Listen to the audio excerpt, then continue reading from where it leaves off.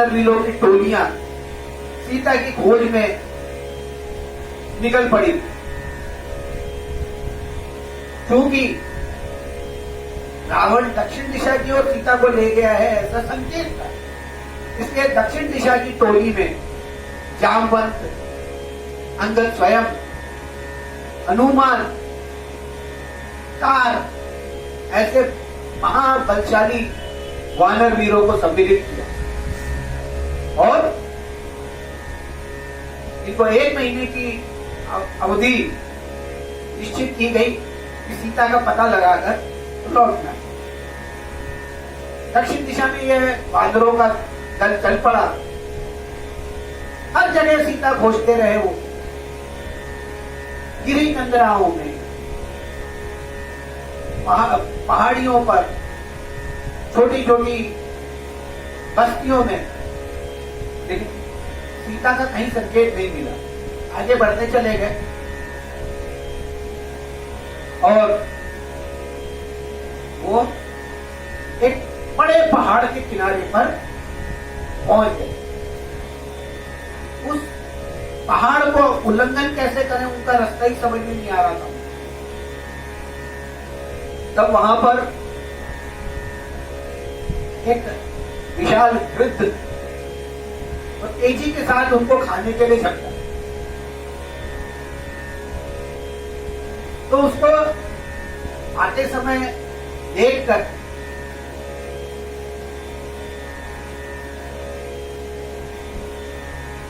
अचानक हनुमान ने कहा, देखो ये गिद्ध हमें खाना चाह रहा है। और एक दूसरा गिद्ध था जटायु, जिसने राम के लिए प्राण त्याग किया। यह आवाज सुनकर, जटायु का नाम सुनकर वो गिद्ध तेजी के साथ उनके पास आए। बोले, जटायु का नाम किसने लिया? जटायु कैसे जानते? और उसका जटायु के कोई हितैषी है, ऐसी बात सुनकर उसका स्वभाव थोड़ा नम्र हो। और उसने बताया कि मैं और जटायु दोनों सगे भाई हैं और बचपन में हम लोग ऊंची उड़ान की मतलब एक प्रतियोगिता हम लोगों ने की। मैं उठता चला गया, उठता चला गया, उठता चला गया। जटायु डर के मारे वापस भाग गया, लेकिन मैं अपने बल के मत में ऊपर उठता चला गया और सूर्य के तीव्र ताप से मेरे पंख जल गए और मैं इस स्थान पर आ गिरा। अब मैं ज्यादा दूर तक उड़ नहीं पाता हूं और इस स्थान पर जो भी पशु पक्षी, जो भी जानवर आते हैं उनको मारकर मेरा जीवन यापन चलता है। उसने कहा, मैं गिद्ध दृष्टि जिसको हम बोलते हैं, मैं चक्षुष्मति विद्या जानता हूं और मुझे यहां से समुद्र के बीच एक द्वीप है, लंका द्वीप, वहां पर मैं सीता को बंदिनी देख रहा हूं। और उन्होंने, संपाति ने, उस पहाड़ के बीच में एक बारीक सी खोह बताई जो उनको उस पहाड़ के पार सहजता से ले गई। और अब जैसा कि संपाति ने कहा था, समुद्र के उल्लंघन का प्रयत्न करो, समुद्र पार करना पड़ेगा। अब समुद्र का सामने जब ये पहुंचे तो विशाल समुद्र देखकर इसको पार कैसे किया जाए, सब लोग चिंताग्रस्त हो गए। उस समय एक जो वृद्ध, उसमें भालू, जामवंत, ऐसा कहते हैं, जामवंत ब्रह्मा का मानस पुत्र है। तो वो जामवंत ने पुरातन कथा सुनाई कि यहाँ हमारे बीच में हनुमान है और ये बड़ी सहजता से समुद्र पार करेंगे। बस इनके साथ में समस्या ये है कि इनको बल का याद नहीं रहती। फिर उसने वो पुरानी कथा सुनाई कि बचपन में शरारती हनुमान जी सब ऋषियों को तंग किया करते थे, और एक ऋषि ने इनको शाप दिया कि जब तक आवश्यकता नहीं पड़ेगी तुम्हें अपने बल का याद नहीं आएगी। इनको कोई याद दिलाएगा तो फिर ये बल पुनः प्राप्त हो जाएगा, ऐसा कुछ असंगत। तो विभीषण ने निसंदिग्ध शब्द में कहा, और यहां पर ये गीत हनुमान को समर्पित है। हनुमान की जन्म कथा का वर्णन किया है।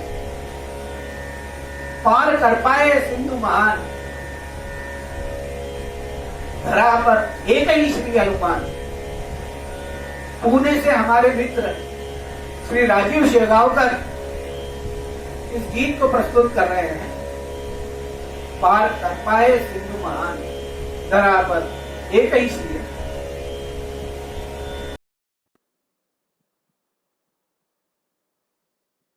पार कर पाए सिंधु महान, पार कर पाए सिंधु महान, धरा पर एक ही श्री हनुमान, धरा पर एक ही श्री हनुमान।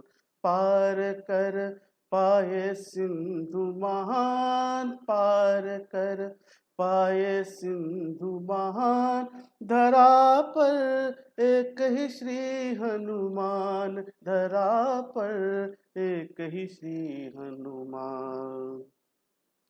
जन्मते ही देखा रविकुला, लगता जैसे फल हो रसीला।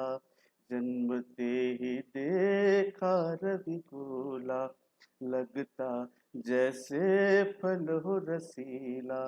300 योजन वीर यूं चला, 300 योजन वीर जो चला। खाने अंशुमान, धरा पर एक ही श्री हनुमान, धरा पर एक ही श्री हनुमान। बालवीर कर गए प्रभाकर, होते तीनों लोक भयातुर। बालवीर कर गए प्रभाकर, होते तीनों लोक भयातुर। किया इंद्र ने इस कपिशिशु पर, किया इंद्र ने इस कपिशिशु पर वज्रायुध संधान। धरा पर एक ही श्री हनुमान, धरा पर एक ही श्री हनुमान।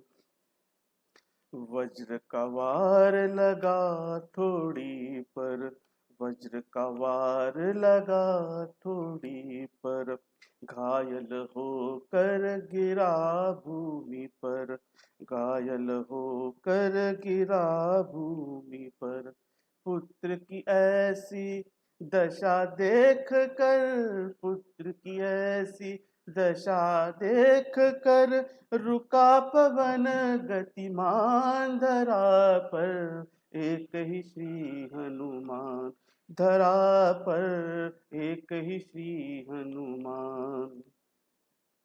थमते पवन के ठहरा जीवन, देव वायु का करते सांत्वन।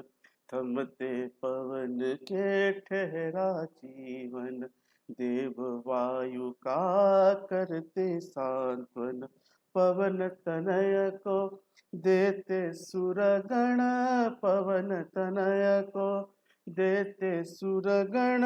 भांति भांति वरदान, धरा पर एक ही श्री हनुमान, धरा पर एक ही श्री हनुमान। नहीं इसे भय अस्त्र शस्त्र से, इच्छा मरणी विष्णु वर से। नहीं इसे भय अस्त्र शस्त्र से, इच्छा मरणी विष्णु वर से।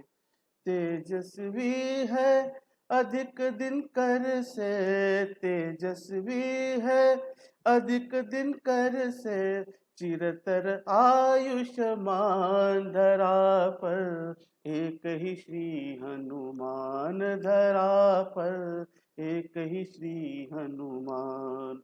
पार कर पाए सिंधु महान, पार कर पाए सिंधु महान। धरा पर एक ही श्री हनुमान, धरा पर एक ही श्री हनुमान। जय श्री राम।